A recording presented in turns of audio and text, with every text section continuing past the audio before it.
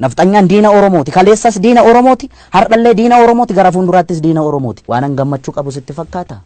Waan amma ta'aa jiru kana. Oromoon du'aa jira. Inumaayyuu waa tokko sitti bara wayyaaniin jirtu sana.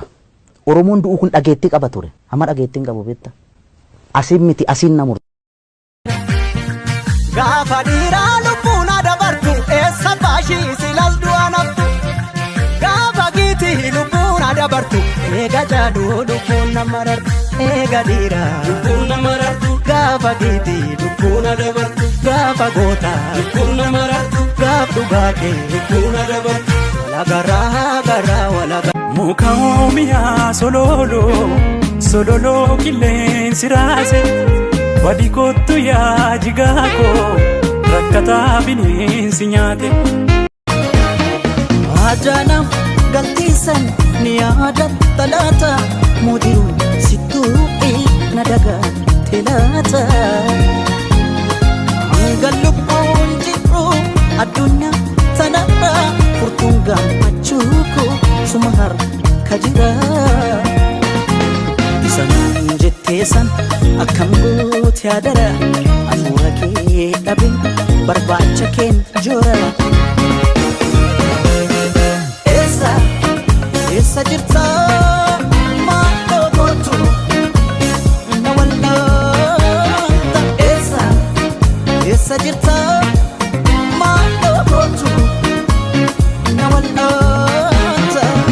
Akka waan lollee lolchiisu tasumaan dandeenye akka diina lollee ofirraa qolachuu dadhabne garaa laafnee buluu. Lakkoofsa bakeentee addunyaa na baru. Ati goota keenya gammachiiftee saba keenya. Urjii koon sin jedha akka gadaa keenya qarri urjiis shanii si fudhe baduudhaaf warroon hin dhiisanii. Ama koon sin jedha ama irra ilma namaa jalqabaaf dhumasa tilmaamuni in ulfaata waan hundoo makeessa. Ilmi namaa daggala turee buleessisa raajii bara kana yaadama. Boolda keessa teesse boolda qotti dhaala baashee ilmoo rirmaayi. Shiranii garaaf qalbii kiyyafatanii akkan sirraa cituuf yaadanii. Maal godheen an sirraa citaa. Maal godheen an sirraa citaa. Si fudheen giccii koolixa. Si fudheen gulli soolixa. Si fudheen dadar koolixa. Si fudheen shaallaa koolixa. Si fudheen shukuuteelixa. Si fudheen sabbatalixa. Si fudheen awwada.